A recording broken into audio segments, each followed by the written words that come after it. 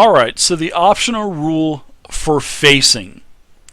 Now, facing is basically exactly what it says. It's facing. You're facing a target. Okay. Now, none of these diagrams here do not, they're not taking. Don't pay attention to those. We're just going to go over here and read facing. Now, whenever you use the optional rule facing, this is basically when you want the precision of knowing which way a creature is facing. Consider using this optional rule. And actually, guys, I really recommend using facing. It's logical and it makes a lot of sense. So whenever a creature ends its move, it can change its facing. And that's when the creature ends its move. So each creature has a front arc. And this front arc is basically here. And in fact, I'm going to draw it. My awesome freehand skills. This is exactly why I'm not drawing a logo for the site. So this is basically facing. Alright? That's everything that he can see within his peripherals. Alright? He or she, whatever your character. If the character was facing the other way, then the line would be up top. Alright?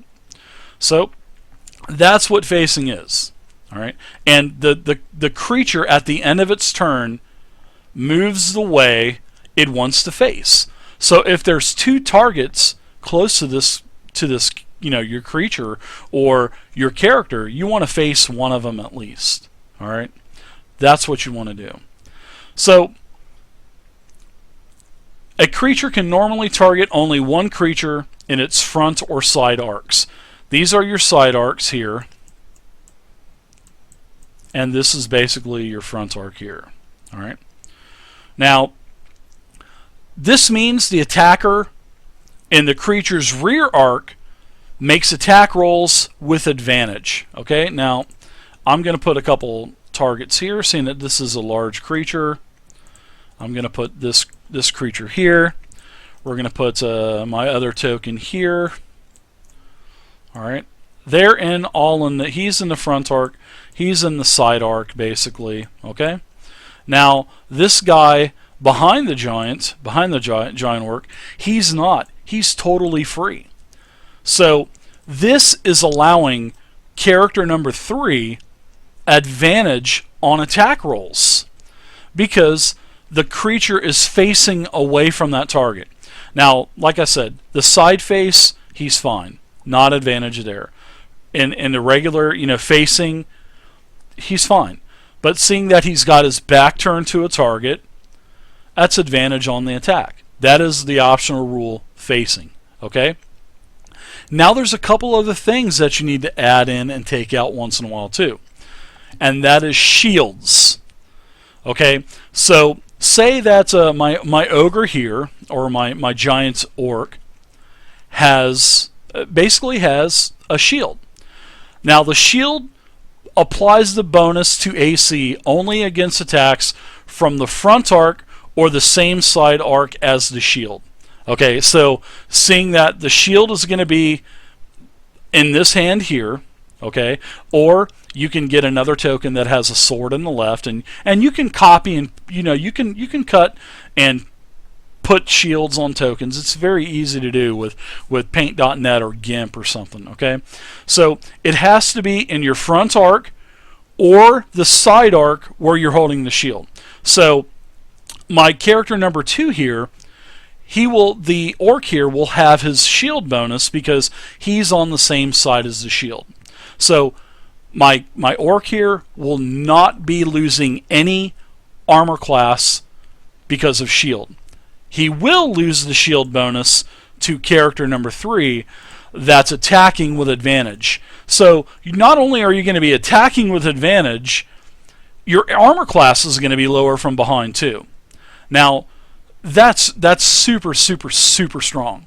So I mean, you really have to. That's where you're really starting to get into some tactical stuff. So like I said, the shield applies the bonus to the AC from the front arc, the side. For example, like I said, here's the example. My fighter has a shield on his left arm, which even though the token doesn't designate it, there is one there. And then he does get the shield bonus from the front and the side. Now, if token number 2 was on this side, then the orc would not get the shield bonus because he's on his weapon side. See what I mean? So your shield bonus would be negated because you're on his weapon side. All right.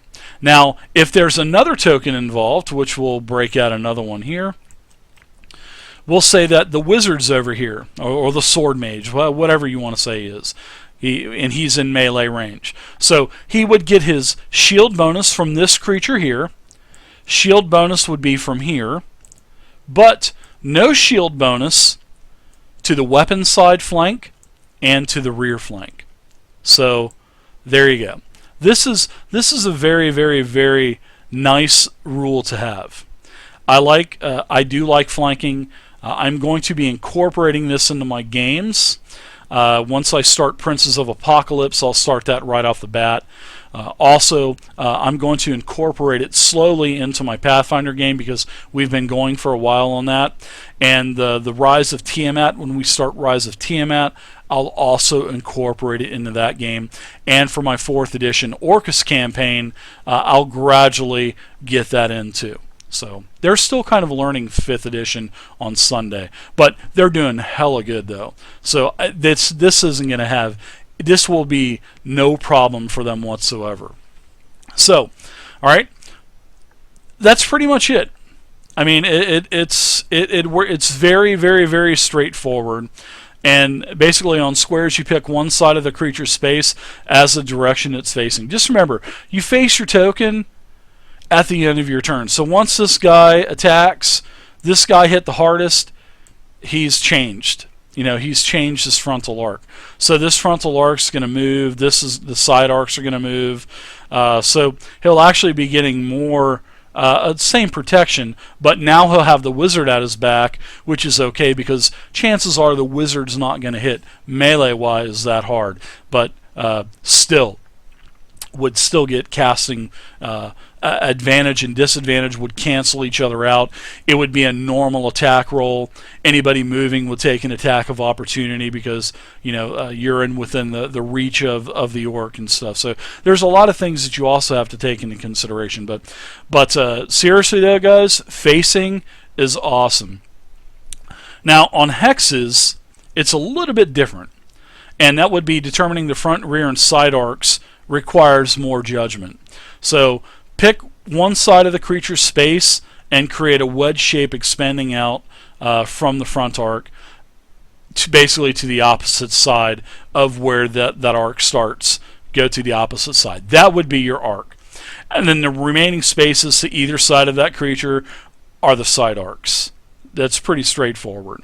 Now, a square or hex might be in more than one arc, depending on how you draw the lines from a creature's space. Now, if more than half of a square or hex lies in one arc, it is in that arc. And if it's split exactly down the middle, use this rule. If half of it lies in the front arc, it's in the arc. If half of it's in the side arc and the rear arc, then it's in the side arc. So it just makes sure it's in the side arc. So that's getting a little bit too technical, but I mean, you can do it the way I've done it, and it'll work out perfectly for you. So I really do like flanking. I'm not flanking, but I do like facing. I think facing is a great rule. I don't think it's going to slow down the game, and in fact, I think some ways it will speed it up. And take into consideration, guys, not only is this going to be for the players, but it's going to be for the monsters too. So this is going to let the DM have a little bit more strategy, and so he can get advantage on attacks versus creatures. Maybe he wants to gang bang the mage. Maybe he wants to get, and he's going to start spacing all these things out all over the place. Movement works great in 5e. The only time you take an attack of opportunity is when you leave the reach of the creature. But be careful. Some creatures have more than a 5-foot reach. And a lot of people will be like, oops, I forgot. So there you go, guys. That is, that's facing. I like facing. I'm definitely using it in my games. So what do you guys think of facing? How do you guys like it? Do you guys agree with it? Do you disagree with it? What do you guys think? I want to see what you guys think.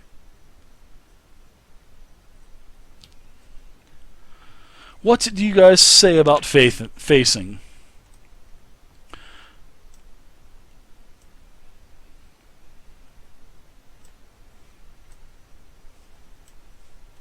I would have liked to seen these rules in the player's handbook, though. I would have liked to seen them in the PHB. Yeah, Santa Gold. It's definitely a good optional rule to have, along with diagonals.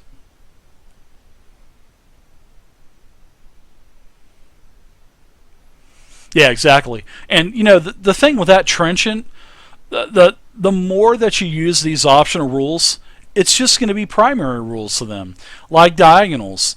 The first couple times you say, "Hey, you forgot to add that extra 5 foot on there," they'll be like, "Oh yeah, that's right." So yeah, the diagonals, piece of cake, man. Add it in. It just makes it more real anyway. You know, same with the optional rule of facing. It's logical. It is totally logical.